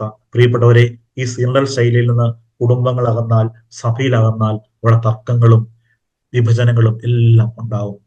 രണ്ടാമത്തെ ഡീവിയേഷൻ സംഭവിക്കുന്നത് കൊളേജിയാലിറ്റി ഓഫ് ബിഷപ്സ് എന്ന് പറയുന്ന സംഭവത്തില് നമ്മൾ സിനഡൽ ശൈലി സ്വീകരിച്ചില്ലെങ്കിൽ മാസ്റ്റർ സ്ലേവ് എന്ന് പറയുന്ന ഒരു മെന്റാലിറ്റിയിലേക്ക്, ഒരു മാനസികവാദത്തിലേക്ക് നമ്മൾ കൂപ്പുകുത്തും. എന്താണത്? Supreme rule, centralisation of the administrative system. ഞാൻ നേരത്തെ പറഞ്ഞ പോലെ മാർപ്പാപ്പ എല്ലാ കാര്യങ്ങളും തീരുമാനിക്കുന്നു. പ്രാദേശിക സഭയോട് ചർച്ച ചെയ്താതെ റോമിന്റെ കോൺഗ്രിഗേഷനുകൾ കാര്യങ്ങൾ തീരുമാനിക്കുന്നു. ഒരു സെൻട്രലൈസ്ഡ് അഡ്മിനിസ്ട്രേറ്റീവ് സിസ്റ്റം, എല്ലാ കാര്യത്തിനും തീരുമാനമെടുക്കാൻ റോമിൽ വന്നു പോകേണ്ട അവസ്ഥ. ഇന്ന് റോം അത് ഒട്ടും പ്രോത്സാഹിപ്പിക്കാത്ത കാര്യമാണ് കേട്ടോ. Direction from the top, hierarchical system has developed in the church, lost the significance of the bishops council. പ്രാദേശികമായ സിനഡുകൾക്ക് പ്രാധാന്യം നഷ്ടപ്പെട്ടു.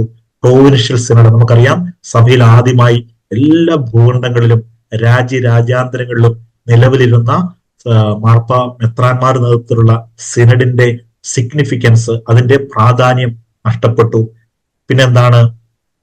Notion of the church of as A people of God എന്ന് പറയുന്ന സഭ ദൈവജനമാണ് എന്നുള്ള ശൈലി നമുക്ക് നഷ്ടപ്പെട്ടു. കാരണം സിനഡൽ ശൈലി നമ്മൾ ഉപയോഗിച്ചപ്പോൾ ദൈവജനം എന്നുള്ളത് കേൾക്കാൻ വേണ്ടി മാത്രം വിധിക്കപ്പെട്ട ആളുകൾ, അച്ഛന്മാരും മെത്രാന്മാരും എന്ത് ശൈലിയിലേക്ക് മാറി? നിങ്ങൾ അനുസരിക്കുക, ഞങ്ങൾ കാര്യങ്ങൾ പറഞ്ഞോളാം. Fading of the concept of representation and significance becomes. അതായത് ഓരോരുത്തരുടെയും പ്രാതിനിധ്യ സ്വഭാവം, ഓരോരുത്തരെയും പ്രതിനിധീകരിക്കുന്ന അവരുടെ ശബ്ദം ആരും പരസ്പരം കേൾക്കാതെയായി. ഇപ്പൊ നമ്മൾ ഓർക്കണം, സിനഡാലിറ്റിയിൽ നിന്ന് നമ്മൾ മാറി നടക്കുമ്പോൾ വലിയ അപകടങ്ങളിലേക്ക് സഭയും കുടുംബങ്ങളും സമൂഹവും എല്ലാം വരുവാണ്.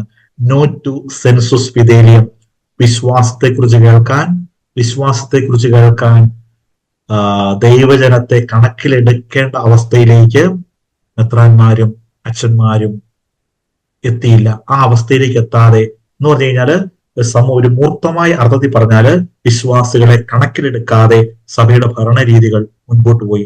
അപ്പോൾ ഈ ആറ്റിറ്റ്യൂഡിനെ, ഈ മനോഭാവത്തെ മാർപ്പാപ്പ അതിശക്തമായി എതിർക്കുകയാണ്.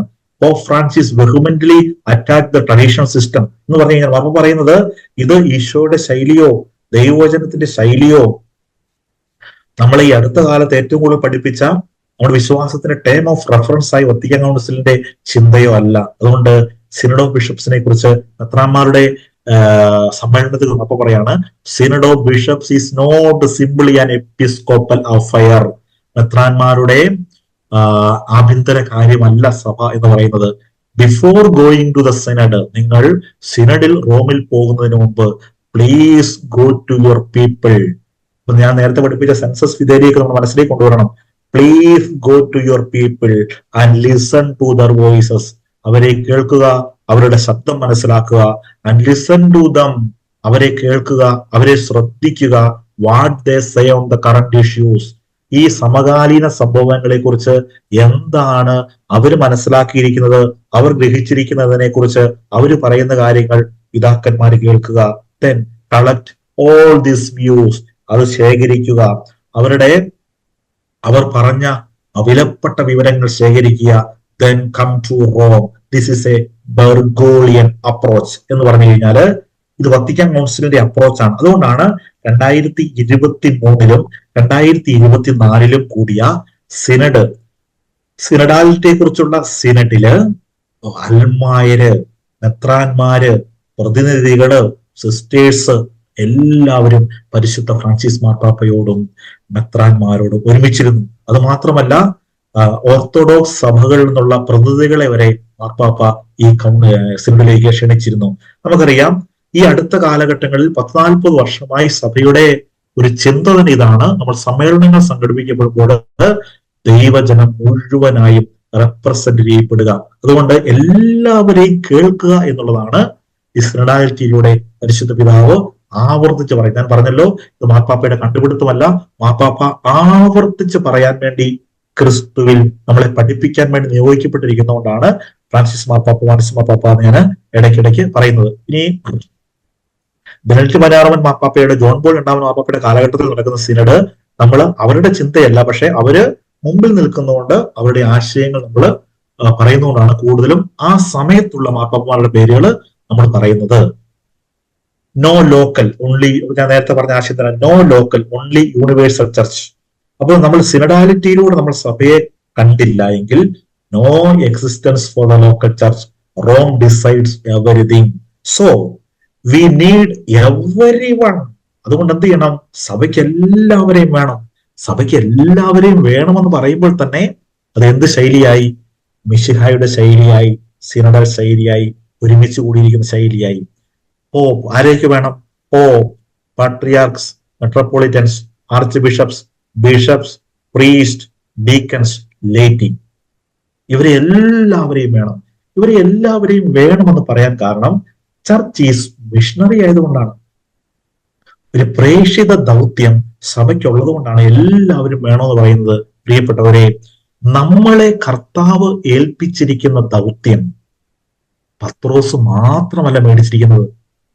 പത്രോസിനോടൊപ്പമുള്ള ശിഷ്യന്മാര് മാത്രമല്ല, എല്ലാവരെയും ദൈവം ഏൽപ്പിച്ചിരിക്കുന്ന വലിയ ഉത്തരവാദിത്വമാണ് go to nations and preach in the name of Christ, in the name of the Father, in the name of the Son, the name of the Holy spirit.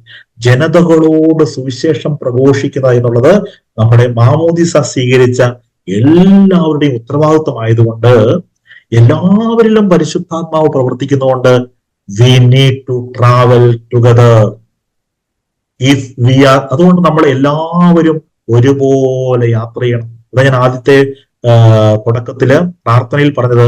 നമ്മളെല്ലാവരും സ്വർഗത്തിലേക്ക് തീർത്ഥാടനം നടത്തുന്നവരായതുകൊണ്ട് നമ്മളെ ഏൽപ്പിക്കപ്പെട്ട മിശിഹാ ദൗത്യം ഒരു കോമൺ ആയതുകൊണ്ട്, ഒരു കമ്മ്യൂണിറ്റേറിയൻ റൂൾ, ഒരു സമൂഹ തത്വം നിലനിൽക്കുന്നുകൊണ്ട് എല്ലാവരും ഒരുമിച്ചിരിക്കുക, ഒരുമിച്ച് യാത്ര ചെയ്യുക, ഒരുമിച്ച് കേൾക്കുക എന്നുള്ള സിനഡൽ ശൈലിയിലേക്ക് നമ്മൾ പോകേണ്ടിയിരിക്കുന്നു. If we are not synodal, we will not survive. ഒരുമിച്ച് കൂടിയിരിക്കുക, കൂട്ടം തിരിയാതിരിക്കുക, ഒരുമിച്ച് ചേർന്ന് ഇടയനോട് നടക്കുക. If we are not synodal, we will not survive. അത് കുടുംബത്തിലും സർവൈവ് ചെയ്യില്ല, വ്യക്തി ജീവിതത്തിലും സർവൈവ് ചെയ്യില്ല. എന്ന് പറഞ്ഞാൽ നമ്മള് എന്താ പറയണ്ടേ, വ്യക്തി ജീവിതത്തിലും നമുക്ക് അതിജീവിക്കാൻ സാധിക്കുകയില്ല. ഒരു ഇന്നത്തെ കാലഘട്ടത്തെ അതിജീവിക്കണമെങ്കിൽ സിനഡൽ ശൈലിയിലേക്ക് വേണം. പ്രിയപ്പെട്ടവരെ, ഈ അടുത്ത കാലത്ത് മനോജനൊക്കെ പഠിച്ച യൂണിവേഴ്സിറ്റിയായ ലോകപ്രശസ്തമായ ലാത്രാൻ യൂണിവേഴ്സിറ്റിയിൽ കഴിഞ്ഞ നവംബർ മാസത്തിൽ ആണ് എന്നെ ഓർമ്മ, ഡേറ്റ് ഒക്കെ പറയേണ്ടതാണ് കൃത്യം പഠിപ്പിക്കുമ്പോൾ. നവംബർ മാസത്തിൽ കൂടിയ ദൈവശാസ്ത്ര സമ്മേളനത്തില് 2 വാക്കുകളാണ് ഇപ്പോഴത്തെ കാലഘട്ടത്തിലെ പ്രശ്നങ്ങളെ അതിജീവിക്കാൻ അവിടെ കൂടിയിരുന്ന പ്രൊഫസേഴ്സ്, സമ്മേളിച്ചിരുന്ന പ്രൊഫസേഴ്സും ദൈവശാസ്ത്രജ്ഞന്മാരും പറഞ്ഞത്. ഒന്നാമത്തെ വാക്കെന്നറിയോ? വി. രണ്ടാമത്തത് ചലഞ്ചുകൾ. അതായത് വെല്ലുവിളികൾ ഒരു വാക്ക്, രണ്ടാമത്തത് വി എന്ന വാക്ക്. അപ്പൊ സിനഡാലിറ്റിയെ കുറിച്ച് ചർച്ചയിൽ നിന്നാണ് രണ്ടു വാക്കുകൾ വന്നത്. അപ്പോൾ വെല്ലുവിളികളെ അതിജീവിക്കണമെങ്കിൽ ഐ പോരാ, ഹീ പോരാ, യു പോരാ, ദേ പോരാ, പിന്നെ ആരാ വേണ്ടത്? വി. നമ്മൾ ഒന്നിച്ചു ചേർന്നാൽ ഏത് വെല്ലുവിളികൾ ചെങ്കടലുകളെ പോലെ നമ്മുടെ മുമ്പിൽ വന്നാലും, മാമലകളെ പോലെ നമ്മുടെ മുമ്പിൽ വന്നാലും, കൊടുങ്കാറ്റുകളെ പോലെ നമ്മളിൽ വന്നാലും, നമ്മൾ ഈശോയിടത്ത് ഒരുമിച്ച് നിന്നാൽ എല്ലാ പ്രതിബന്ധങ്ങളെയും നമുക്ക് അതിജീവിക്കാൻ സാധിക്കും. ഇനി നമ്മൾ സിനഡൽ അല്ലെങ്കിൽ നമ്മൾ സർവൈവ് ചെയ്യില്ല എന്ന് പറയുന്നതിന്റെ കാരണം 2013 നവംബർ 24 തന്റെ മഹാ ആചാര്യ ശുശ്രൂഷയുടെ ആദ്യത്തെ ശ്ലൈഹിക പ്രബോധനമാണ് മാർപ്പാപ്പ ഇറക്കിയ 2013 നവംബർ 24 ഇറക്കിയ യുവാഞ്ചലിയം ഗൗതിയം എന്ന് പറഞ്ഞാൽ സുവിശേഷത്തിന്റെ ആനന്ദം, സുവിശേഷത്തിന്റെ സന്തോഷം. പ്രിയപ്പെട്ടവരെ, സന്തോഷത്തോടുകൂടി സുവിശേഷം പ്രസംഗിക്കുക. ആ സുവിശേഷത്തിൽ സന്തോഷമാണ് ഉള്ളത് എന്ന് മാർപ്പാപ്പ പറഞ്ഞത്. മാർപ്പാപ്പയുടെ വാക്കുകള്, I wish to encourage the Christian faithful to embark upon a new chapter of evangelization എന്ന് പറഞ്ഞു കഴിഞ്ഞാല് ഒരു പുതിയ സുവിശേഷ വൽക്കരണത്തിന്റെ പാതയിലേക്ക് നമുക്ക് പ്രതീക്ഷയോടെ പ്രവേശിക്കാൻ ഞാൻ നിങ്ങളെല്ലാവരെയും ആഹ്വാനം ചെയ്യുന്നത് പറഞ്ഞുകൊണ്ടാണ് ഈ സിനഡൽ മാതൃക മാർപ്പാപ്പ വീണ്ടും പഠിക്കാൻ വേണ്ടി തന്റെ ആചാര്യ ശുശ്രൂഷയുടെ ആദ്യത്തെ ശ്ലൈഹിക പ്രബോധനത്തിൽ തന്നെ ഉൾപ്പെടുത്തിയത്. അതിനകത്ത് പറയുന്നതാണ്, സിനഡൽ ശൈലി നമുക്കില്ലെങ്കിൽ മാർക്കറ്റ് എക്കോണമി നമ്മളെ കീഴടക്കും. ഇന്ന് ലോകത്തിന്റെ വിപണി സംസ്കാരം നമ്മളെ കീഴടക്കും. വിപണി സംസ്കാരം എന്താണ് പറയുന്നത്? My profit is my slogan. I exist only to get profit. എല്ലാം മാറി മറിയാണ്, ഡെഫിനേഷനുകളെല്ലാം മാറി മറിയാണ്. ഞാൻ നിലനിൽക്കുന്നത്, ഞാൻ ജീവിക്കുന്നത് എന്റെ ലാഭത്തിന് വേണ്ടി മാത്രം. പ്രിയപ്പെട്ടവരെ, ഇത് സിനഡാലിറ്റിയിൽ നമ്മൾ ജീവിച്ചില്ലെങ്കിൽ നമ്മളിലേക്ക് എഴഞ്ഞെത്തുന്ന പുരാതന സർപ്പത്തിന്റെ അന്തിക്രിസ്തുവിന്റെ ആശയങ്ങളാണിത്. വിപണി സംസ്കാരം. ഈ my profit is my slogan എന്ന് ആദ്യമായി പറഞ്ഞ ആരാണ്? പഴയ നിയമത്തിൽ ഇഷ്ടംപോലെ ആൾക്കാരുണ്ട്. പുതിയ നിയമത്തിൽ യൂദാസ്. ഈശോയോട് ചേർന്ന് നിന്നാൽ എനിക്ക് എന്ത് കിട്ടും? പത്രോസും കൂട്ടരും തീരുമാനിച്ചെന്താണ്? ഈശോയോട് ചേർന്ന് നിന്നാൽ എനിക്ക് എന്ത് കൊടുക്കാൻ സാധിക്കും? പ്രിയപ്പെട്ടവര്, ഭർത്താവ് ചിന്തിക്കുകയാണ് എനിക്ക് എന്ത് കിട്ടും, ഭാര്യ ചിന്തിക്കുകയാണ് എനിക്ക് എന്ത് കിട്ടും. പക്ഷെ നമ്മൾ പരസ്പരം പകുത്ത് കൊടുക്കുമ്പോഴല്ലേ നമ്മുടെ ജീവിതത്തിലേക്ക് കുഞ്ഞുങ്ങൾ ജനിച്ചു വീഴുന്നത്? പരസ്പരം പകുത്ത് കൊടുക്കുമ്പോഴല്ലേ നമ്മുടെ ജീവിതത്തിൽ ജീവൻ ഉണ്ടാകുന്നത്? അപ്പോൾ ഈ ശൈലി, ഈ മാർക്കറ്റ് എക്കോണമിയുടെ ശൈലി നമ്മളിലേക്ക് അരിച്ചെത്തിയാൽ നമ്മുടെ ജീവിതത്തില് മിശിഹായുടെ ശൈലി നഷ്ടമാകുന്നുള്ളൂ. നമുക്ക് സർവൈവ് ചെയ്യാൻ, നമുക്ക് നിലനിൽക്കാൻ സാധിക്കില്ല. രണ്ടാമത്, ഞാനെല്ലാം ഉൾപ്പെടുത്തിയിട്ടില്ല, നിങ്ങൾക്ക് പ്രായോഗികം തോന്നിയ കാര്യങ്ങൾ മാത്രമാണ് ഉൾപ്പെടുത്തിയത്. Inordinate concern for personal freedom and relaxation. അതായത് എന്റെ പേഴ്സണൽ ഫ്രീഡം കുറഞ്ഞു പോവുകയോ, വ്യക്തിപരമായ എന്റെ സ്വാതന്ത്ര്യം കുറഞ്ഞു പോവുകയോ നമ്മൾ അങ്ങോട്ട് വല്ലാതെ ഭയപ്പെടുകയാണെന്നാണ് മാപ്പ പറയുന്നത്. എന്റെ റിലാക്സേഷൻ അല്ലേ, ഒരു കാര്യം ചെയ്യുമ്പോൾ എന്താണ്, ഞാൻ ഉറങ്ങുകയാണ്, ഞാൻ ക്ഷീണിച്ചു, അതുകൊണ്ട് എനിക്കൊന്ന് ചെയ്യാൻ സാധിക്കില്ല, എനിക്ക് ഇഷ്ടം പോലെ ജോലികളുണ്ട്. അല്ലെങ്കിൽ ഞാൻ ഇന്ന് എന്നെ കുറിച്ച് തന്നെ പറയുകയാണെങ്കിൽ, ഞാൻ ക്ലാസ് എടുക്കാൻ വേണ്ടി എന്നോട് എന്റെ പ്രിയപ്പെട്ട അച്ഛന്മാർ ചോദിക്കാൻ എനിക്ക് പറയാം, ഞാൻ പേഴ്സണൽ ഫ്രീഡത്തിനും റിലാക്സേഷനും പ്രാധാന്യം കൊടുക്കുന്ന ഒരാളാണെങ്കിൽ ഞാൻ പറയും, ഇന്ന് ഞായറാഴ്ചയാണ്, ഇവിടെ 4 കുർബാനയുണ്ട്, 4 കുമ്പസാരമുണ്ട്, വീട് വെഞ്ചരിപ്പുണ്ട്, ഒത്തിരി കാര്യങ്ങളുണ്ട്, കാറ്റഗിസം ഉണ്ട്, അതുകൊണ്ട് മനുവച്ച അല്ലെങ്കിൽ അനീഷച്ച എനിക്കിന്ന് ക്ലാസ് എടുക്കാൻ സാധിക്കുകയില്ല. അതിന്റെ പേഴ്സണൽ ഫ്രീഡം, റിലാക്സേഷൻ. പക്ഷേ സുവിശേഷം പ്രഘോഷിക്കാനും എന്റെ ഈശോയെ കുറിച്ച് പഠിക്കാനും പഠിപ്പിക്കാനും എന്റെ ഈശോയെ അനേകരിലേക്ക് എത്തിക്കാനുമുള്ള ഒരു സൗകര്യമാണ് ഈ ക്ലാസ് എന്ന് എനിക്ക് ബോധ്യപ്പെടുമ്പോൾ, ഞാൻ ഈശോയെ കൊടുക്കുമ്പോൾ എന്റെ പേഴ്സണൽ ഫ്രീഡം കൊണ്ട് എന്താണ് കാര്യം? ഞാൻ കുറച്ച് ഉറങ്ങിയത് കൊണ്ട് എന്താണ് കാര്യം? ഞാൻ അനേകരിലേക്ക് സുവിശേഷം എത്തിക്കുക എന്നുള്ളതല്ലേ എന്റെ ഉത്തരവാദിത്വം. അപ്പോൾ ഈ സുവിശേഷം പ്രഘോഷിക്കുമ്പോൾ കിട്ടുന്ന സന്തോഷത്തെക്കാളും കൂടുതൽ എന്റെ വ്യക്തിപരമായ സ്വാതന്ത്ര്യമാണ്, എന്റെ റിലാക്സേഷൻ ആണ് എന്ന് ഞാനങ്ങ് വെറുതെ അങ്ങ് വിചാരിക്കുകയാണ്. മറവ് പറയുന്നത്, അങ്ങനെ നിങ്ങൾ നിങ്ങളുടെ സന്തോഷം നഷ്ടപ്പെടും എന്ന് കരുതി നിങ്ങൾ പോകുന്നിടത്താണ് നിങ്ങളുടെ സന്തോഷം ഒട്ടും ഇല്ലാതായി പോകുന്നത്, ഒട്ടും ഇല്ലാതായി പോകുന്നത്. പ്രിയപ്പെട്ടവരെ, ഇന്ന് എനിക്ക് സന്തോഷത്തോടെ ഉറങ്ങാൻ സാധിക്കും. കാരണം എന്താണ്? ഞാൻ അനേകരിലേക്ക്, അറ്റ്ലീസ്റ്റ് നിങ്ങളിലേക്കെങ്കിലും ഞാൻ ഈശോയെ എത്തിച്ചു, സഭയുടെ ശൈലി എത്തിച്ചു. അല്ലെങ്കിൽ ഞാൻ കയറി കിടന്ന് വെറുതെ ഉറങ്ങിയിട്ട് ഒരു കാര്യം, ഒരു ലക്ഷ്യമില്ലാതെ എന്റെ യാത്ര മുമ്പോട്ട് പോകും. ഹൈറ്റൻഡ് ഇൻഡിവിജ്വലിസം എന്ന് വെച്ച് കഴിഞ്ഞാല് ഒരു വ്യക്തിവാദമാണ്. ഞാൻ മാത്രം മതി, ഈ ഞാൻ മാത്രം മതി എന്ന് മനുഷ്യൻ ചിന്തിക്കുമ്പോൾ മനുഷ്യൻ കുർബാനയ്ക്ക് ഇന്ന് ജർമ്മനിയിലും ഇറ്റലിയിലും ഫ്രാൻസിലും അല്ലെങ്കിൽ അമേരിക്കയിലൊക്കെ അനേകര് വ്യക്തിവാദം, ദൈവം വേണ്ട, സമൂഹം വേണ്ട, ഞാൻ മാത്രം മതി എന്ന് പറയുമ്പോൾ അവരെങ്ങനെയാണ് പള്ളിയിൽ പോകുന്നത്?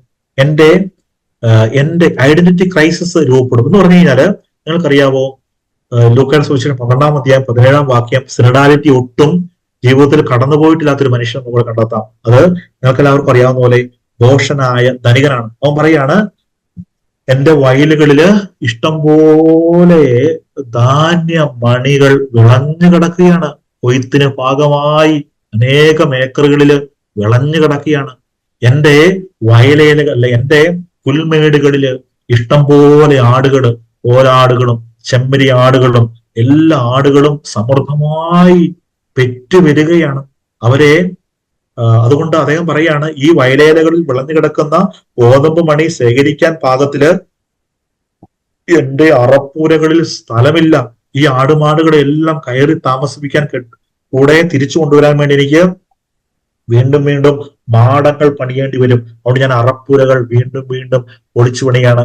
വീണ്ടും ഈ മനുഷ്യന്റെ അധരങ്ങളിലൂടെ ഒരു സ്റ്റേറ്റ്മെന്റ് വരികയാണ്, ആത്മാവേ, ഇതെല്ലാം ചെയ്ത ശേഷം എന്ന് പറയും, ആത്മാവേ തിന്നുക, കുടിക്കുക, ആനന്ദിക്കുക. അവൻ ജീവിതത്തിന്റെ ആ ഒരു കണികയിൽ പോലും, ഒരു നിമിഷത്തിൽ പോലും സമൂഹത്തെക്കുറിച്ചോ അവന്റെ കുടുംബത്തെക്കുറിച്ചോ പറഞ്ഞതായി, ദൈവത്തെക്കുറിച്ചോ പറഞ്ഞതായിട്ട് ആ ഭാഗത്തില് വ്യാഖ്യാനമില്ല, ആ ഭാഗത്തില് ദൈവവചനമില്ല. ആത്മാവെ തിന്നുക, കുടിക്കുക, ആനന്ദിക്കുക. പ്രിയപ്പെട്ടവരെ, ഒരു സിനഡാത്മക ശൈലിയിൽ നമ്മൾ അകന്നു പോകുമ്പോൾ വെറും ചാർവാക, ഇന്ത്യൻ ഫിലോസഫിയിലെ ചാർവാക തത്വശാസ്ത്രം എന്നതുപോലെ ഈ ഡ്രിങ്ക് ആൻഡ് മേക്ക് മറി, അതിനപ്പുറത്തേക്ക് ജീവിതം ഒന്നുമില്ല എന്ന അവസ്ഥയിലേക്ക് നമ്മൾ കൂപ്പുകുത്തും. ഇന്ന് അതല്ലേ നമ്മൾ കാണുന്നത്? അതെ, ഇന്ന് അതാണ് നമ്മൾ കാണുന്നത്. എന്റെ ഇഷ്ടം, അതായത് റിലേറ്റിവിസം, ആപേക്ഷികവാദം എന്ന് പറയുന്ന അടുത്ത ഒരു വലിയൊരു പിശാചിന്റെ സൂത്രപ്പണി. എന്താണത്? I decide what is right or wrong. നന്മ ഏതാണ്, തിന്മ ഏതാണ് എന്ന് തീരുമാനിക്കാൻ അത് ദൈവമല്ല തീരുമാനിക്കുന്നത്, ഗുരുക്കന്മാരല്ല തീരുമാനിക്കുന്നത്, സഭാ അധികാരികളല്ല തീരുമാനിക്കുന്നത്. പിന്നെ ആരാണ്? ഞാൻ തീരുമാനിക്കും. എനിക്ക് ഇഷ്ടപ്പെടുന്നത് എന്റെ നന്മ, എനിക്ക് ഇഷ്ടപ്പെടാത്തത് തിന്മ, എനിക്ക് സുഖം തരുന്നത് നന്മ, എനിക്ക് സുഖം തരാത്തത്. ഇന്ന് പലപ്പോഴും വിദേശ രാജ്യങ്ങളില് ആത്മീയതയോട് മനുഷ്യൻ താല്പര്യം കാണിക്കാത്തതിന്റെ പുറകില് ദൈവവിശ്വാസ കുറവല്ല, ഈ സിനഡൽ രീതിക്ക് വിരുദ്ധമായ റിലേറ്റിവിസം, ആപേക്ഷികവാദം എന്ന് പറയുന്ന തിന്മ കടന്നു വന്നതാണ് എന്ന് നമുക്ക് പ്രത്യേകം മനസ്സിലാക്കാം. അതുകൊണ്ട് എന്താ ചെയ്യുന്നത്? പിള്ളേരെല്ലാം വീട്ടിൽ ചടഞ്ഞുകൂടിയിരിക്കുന്നു. അവരവരുടെ സുഖങ്ങൾ നിറവേറ്റാൻ അവസരം കിട്ടാതിരിക്കുമ്പോൾ, അല്ല അവരവരുടെ സ്വാർത്ഥ ജനിക താല്പര്യങ്ങള് അനുവർത്തിക്കാൻ അവസരം കിട്ടാതിരിക്കുമ്പോൾ സംഭവിക്കുന്ന എന്താണ്? അവർ സമൂഹത്തെ ആക്രമിക്കുകയാണ്. അമേരിക്കയിൽ വളർന്നു വരുന്ന ഒരു ഗൺ സംസ്കാരം ഓൾറെഡി ഉണ്ട്. 2024 ഈ കഴിഞ്ഞ കാലഘട്ടങ്ങളില് 2018 ടൊറന്റോയിൽ, കാനഡയിലെ ടൊറന്റോയിൽ ഒരു മസാജ് സെന്ററിൽ ഒരു ആൺകൊച്ചു വന്നിട്ട് പെൺകുട്ടികളെ, മസാജ് സെന്ററിൽ നിന്ന് പുറത്തിറങ്ങിയ പെൺകുട്ടികളെ മുഴുവൻ കുത്തി പരിക്കേൽപ്പിച്ചു. അപ്പോൾ എന്തിനാണ് ഈ പെൺകുട്ടികളെ വേട്ടയാടെന്ന് പറഞ്ഞപ്പോഴത്തേനും ഇവൻ പറയാണ്, എനിക്ക് സ്ത്രീകളെ ഇഷ്ടമല്ല. അവൻ ഒറ്റയ്ക്ക് ജീവിക്കുകയാണ് ഒരേ മുറിയിൽ, എന്നിട്ട് ആക്രമണം നടത്തുകയാണ്. അടുത്ത കാലഘട്ടങ്ങളിലൊക്കെ നമ്മൾ കേരളത്തിൽ കാണുന്ന സമകാലീന സംഭവങ്ങള്, എന്റെ സുഖം, എന്റെ ഇഷ്ടം, എനിക്കൊരുത്തനെ സമൂഹത്തില് അവനെ അപ്രത്യക്ഷമാക്കണം, അവനെ കൊല്ലണം, അതിന് മടിയില്ല. അല്ലെ, എന്റെ പ്രേമത്തിന് തടസ്സം നേരിട്ടു, എന്നെ പ്രേമിക്കാൻ ആ സ്ത്രീ തയ്യാറായില്ല. എന്ത് ചെയ്തു? ഞാൻ അവളെ ഈ ഭൂമിയിൽ നിന്ന് തന്നെ ഇല്ലാതാക്കുക. പണ്ട് ഒരു 3-4 വർഷം മുമ്പ് നോക്കും, പാലായില് ഒരു കോളേജിലേക്ക് പരീക്ഷയ്ക്ക് പ്രതീക്ഷയോട് വന്നെത്തിയ ഒരു പെൺകൊച്ചിനെ ഒരു ചെറുപ്പക്കാരൻ കോളേജിന് മുമ്പിലിട്ട് കുത്തിക്കൊന്നു. അപ്പോൾ ഇവനങ്ങോട്ട് ഓടി രക്ഷപ്പെട്ടില്ല കേട്ടോ. ഇവൻ പോലീസിന് മുമ്പിൽ കീഴടങ്ങി. പോലീസ് ചോദിച്ചു, എന്തിനാണ് നീ അവളെ കുത്തിയത്? വൈരാഗ്യം ഉണ്ടായത്. അയാൾ പറഞ്ഞു, എന്റെ പ്രേമം ഇവള് നിഷേധിച്ചുകൊണ്ട് വേറെ ആരുടെ കൂടെയും ഇവള് ജീവിക്കേണ്ട. നോക്കിയ പ്രിയപ്പെട്ടവരെ, ദൈവമില്ല, കമ്മ്യൂണിറ്റി ഇല്ല, ഒന്നിച്ച് നടക്കുന്നില്ല, ഒരു വ്യക്തിപരമായ സ്നേഹം. നാർസിസം ഇന്ന് കേരളത്തിലെ മാധ്യമങ്ങളൊക്കെ കൂടി വന്നുകൊണ്ടിരിക്കുന്ന ലഹരി ഉപയോഗത്തിന്റെ പശ്ചാത്തലത്തിൽ നാർസിസ് എന്ന വാക്ക് ഏഷ്യാനെറ്റും മാതൃഭൂമിയൊക്കെ ഉപയോഗിക്കുന്നുണ്ടപ്പോൾ എനിക്ക് അനുഭവം തോന്നി. ഈ സഭ 40 വർഷം മുമ്പ് തിരുവെഴുത്തുകളിലൂടെ പറഞ്ഞു വച്ചൊരു വാക്കാണ്. അതെന്താണ്? നാർസിസം, സ്വയം കേന്ദ്രീകൃത വാദം, വ്യക്തിപരമായ വാദം. പ്രിയപ്പെട്ടവർ, ഇതൊക്കെ ഞടുക്കുന്ന വാർത്തകളാണ്. അതുകൊണ്ട് മാത്രം പറഞ്ഞതാണ്, വീണ്ടും പറയാം, ഒരു ടോംബ് സൈക്കോളജി എന്ന് വെച്ച് കഴിഞ്ഞാല് ഒരു സെമിത്തേരി സൈക്കോളജി നമ്മൾ ജീവിതത്തിൽ കാണിക്കരുത്. അതിന്റെ പ്രശ്നം എന്താണ്? വിത്തൗട്ട് ഹോപ്പ്, പ്രതീക്ഷയില്ലാതെ ജീവിക്കുക. ഞാനിത് പറയുമ്പോൾ പ്രിയപ്പെട്ടവന്റെ ഗൗരവം മനസ്സിലാക്കണമേ. ദൈവമില്ല, സമൂഹം വേണ്ട, സഭ വേണ്ട എന്നൊക്കെ പറഞ്ഞ്, കുടുംബം വേണ്ട എന്നൊക്കെ പറഞ്ഞ് ജീവിക്കുമ്പോൾ ഇവർക്ക് ആത്യന്തികമായി പ്രതീക്ഷ നഷ്ടപ്പെടുകയാണ്. കാരണം ഇവരെ നയിക്കുന്നത് പിശാചാണ്. ഫ്രാൻസിസ് മാർപ്പാപ്പ ഒരിക്കൽ യൂറോപ്പിനെ മൊത്തം കേന്ദ്രീകരിച്ച് പറയുകയുണ്ടായി, നിങ്ങൾ ദൈവത്തെ അംഗീകരിക്കുന്നില്ല എന്ന് പറയുന്നത് നിങ്ങൾക്ക് പേഴ്സണൽ ഫ്രീഡം ഉണ്ട് എന്ന് പറഞ്ഞുകൊണ്ട് നിങ്ങൾക്ക് വ്യാഖ്യാനിക്കാം. പക്ഷെ നിങ്ങൾ ദൈവത്തെ ആരാധിക്കാൻ വിസമ്മതിച്ച ആ സമയം മുതൽ നിങ്ങളുടെ ജീവിതത്തിലേക്ക് പിശാച് കടന്നു വരുന്നു. അവർ നിങ്ങളുടെ പ്രതീക്ഷകളെ മുഴുവനും തല്ലിക്കെടുത്തുമെന്ന് മാർപ്പാപ്പ പറഞ്ഞു. അത് യൂറോപ്പിന് മുഴുവൻ ബാധകമാണ്. നമ്മള് ഈ പൈശാചികമായ പ്രവണതയിലേക്ക് പോകുമ്പോൾ നമ്മുടെ ജീവിതത്തിൽ പ്രതീക്ഷകൾ നഷ്ടപ്പെടുന്നു. ഡിഫീറ്റിസം, അതായത് യുദ്ധത്തിന് മുമ്പേ ഞാൻ തോറ്റു എന്ന് പറയുന്ന ഒരു പട്ടാളക്കാരന്റെ അവസ്ഥയിലേക്ക് നമ്മൾ മാറും. സ്പിരിച്വൽ ഡിസർട്ടിഫിക്കേഷൻ, ആത്മീയതയോട് താല്പര്യമില്ലാത്തൊരവസ്ഥയിലേക്ക് നമ്മൾ മാറുന്നു. ഇതെല്ലാം പ്രിയപ്പെട്ടവരെ, അല്ലെങ്കിൽ വേറൊരു സംഭവം സ്പിരിച്വൽ വേൾഡിനെസ് എന്ന് പറഞ്ഞാല് ഭയങ്കര പ്രാർത്ഥനയാണ്, പക്ഷെ കമ്മ്യൂണിറ്റി ആയിട്ട്, കുടുംബവുമായിട്ട് യാതൊരു ബന്ധവുമില്ല. ഒരു മർത്ത കോംപ്ലക്സ്. ഈശോയെ, മറിയം അവൾ പല കാര്യങ്ങളിൽ വ്യഗ്രതയായിരിക്കുന്നു, ഞാനിവിടെ പ്രാർത്ഥിച്ചുകൊണ്ടിരിക്കുകയാണ്, നീ അവളെ വഴക്ക് പറ. ഭയങ്കര പ്രാർത്ഥനയാണ്, ദിവ്യകാരുണ്യത്തെ മാത്രം നോക്കുന്ന ജീവിതം. പക്ഷെ ഭാര്യയോട് സ്നേഹമില്ല, ഭർത്താവിനോട് സ്നേഹമില്ല, മക്കളോട് സ്നേഹമില്ല, സമൂഹമില്ല. ഇങ്ങനെയുള്ള ആത്മീയതയും മാർപ്പാപ്പ പ്രിയപ്പെട്ടവരെ ഈ സിനഡാലിറ്റി എന്ന് പറയുന്ന ശൈലി വിമർശിക്കുകയാണ്. So what to do? A synodal, നമ്മൾ അവസാനിപ്പിക്കാൻ പോവാണ്, നമുക്ക് സന്തോഷമായി കാണും അല്ലെ. A synodal journey is urgent. യാത്ര ചെയ്യാതെ നിവൃത്തിയില്ല. അതുകൊണ്ട് ഈ സിനഡൽ ജേർണിയിലേക്ക് നമ്മൾ പോകുമ്പോൾ ചില സൂത്രവാക്യങ്ങൾ സഭ പറഞ്ഞിരിക്കുകയാണ്. We share our weakness and strength. നമ്മുടെ എല്ലാവരുടെയും കഴിവുകളും കഴിവുകേടുകളും ദൗർബല്യങ്ങളും നമ്മുടെ ശക്തിയുമെല്ലാം നമ്മൾ ഒരു സമൂഹത്തിന് മുമ്പിൽ ഷെയർ ചെയ്യുകയാണ്. നമ്മുടെ ദൗർബല്യവും നമ്മുടെ ശക്തികളും ഷെയർ ചെയ്യാണ്. ഭർത്താവ്, ഭാര്യ, മക്കൾ, മാതാപിതാക്കന്മാര്, അതിലൊന്ന് സങ്കല്പിച്ച് നോക്കിയേ. ഇതൊരു മനോഹരമായിരിക്കും നമ്മുടെ ജീവിതം. I have to correct myself. നമ്മൾ ആദ്യം തിരിച്ചറിയുന്നതാണ്, ഞാൻ പാപിയാണെങ്കിൽ ഞാൻ എന്ത് ചെയ്യണം? ഞാന് മനസ്തപിക്കണം. ഓപ്പൺ ടു ദ ട്രൂത്ത്, സത്യത്തിലേക്ക് തുറവിയുള്ളവരായി മാറണം.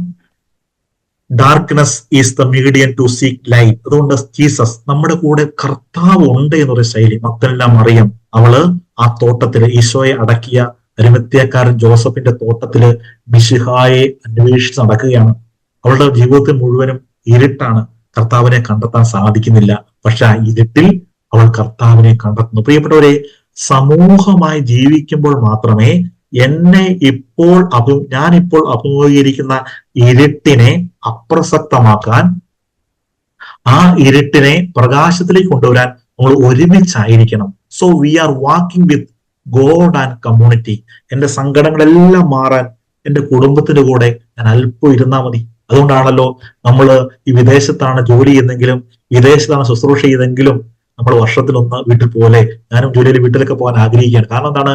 എനിക്ക് എന്റെ അപ്പന്റെയും അമ്മയുടെയും സഹോദരൻ കൂടെ ആയിരിക്കുമ്പോൾ കിട്ടുന്ന ഒരു സിനഡാലിറ്റി, അത് പത്തരമാറ്റാണ്. ഒന്നിച്ചിരിക്കുന്ന സമയത്ത് we are walking with God and community. We should accompany others travelling with. നമ്മൾ മറ്റുള്ളവരെ അനുയാത്ര ചെയ്യണം, അവരുടെ സങ്കടങ്ങളിൽ, വേദനകളിൽ, പ്രതീക്ഷകളിൽ, വിജയങ്ങളിൽ. ഈ ആക്ട് ഓഫ് ലിസണിങ്, മറ്റുള്ളവരെ കേൾക്കണം. Act of listening to the Holy Spirit. അങ്ങനെ നമ്മൾ പരസ്പരം എല്ലാവരെയും കേൾക്കുമ്പോൾ നമ്മൾ പരിശുദ്ധാത്മ പ്രചോദനമുള്ള വ്യക്തികളായി മാറും.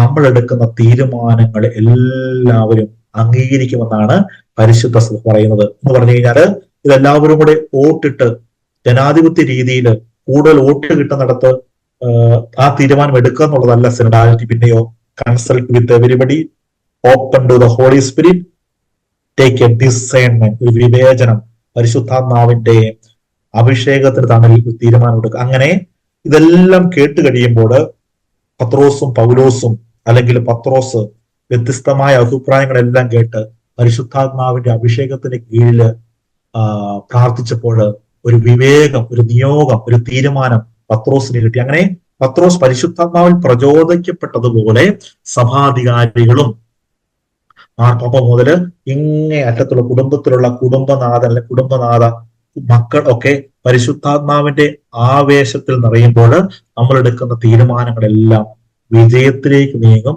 അത് ദൈവത്തിന്റെ കയ്യൊപ്പുള്ളതായി തീരും. എല്ലാവരും അംഗീകരിക്കും. അതാണ് സിനഡൽ രീതി എന്നാണ് പഠിപ്പിക്കുന്നത്. Pope Francis, synodality is not a simply document. ഇത് പുസ്തകത്തിൽ ഒതുക്കാനുള്ള ശൈലിയല്ല സിനഡാലിറ്റി. പിന്നെയോ what is important is how you live the spirit of this gift. അപ്പൊ ഈ തിയോളജിയുടെ സ്പിരിറ്റ്, ആത്മാവിനെ നിങ്ങൾ എങ്ങനെയാണോ ജീവിക്കുന്നത് അതനുസരിച്ചായിരിക്കും സിനഡാലിറ്റിയുടെ വിജയം. അതല്ലാതെ ഇത് വെറും ഒരു പുസ്തകത്തിൽ അടിച്ച് ഇടാനുള്ള ഡോക്യുമെന്റ് മാത്രമല്ലെന്നാണ് പാപ്പ പറയുന്നത്. Yes, there are challenges, but we, ഞാൻ നേരത്തെ പറഞ്ഞ പോലെ, but we with the Father, ശ്രദ്ധിച്ചേക്കണേ, യെസ് there are challenges. ചലഞ്ചുകൾ ഇല്ല എന്ന് നമുക്ക് ഒരിക്കലും പറയാൻ പറ്റത്തില്ല. പക്ഷേ we with the Father, Son and Holy Spirit will overpower all the challenges. So let us walk together, talk together, journey together, listen together. ദൈവം നിങ്ങളെല്ലാവരെയും അനുഗ്രഹിക്കട്ടെ. ആമേൻ. താങ്ക്സ്. എല്ലാവർക്കും നന്ദി കേട്ടോ.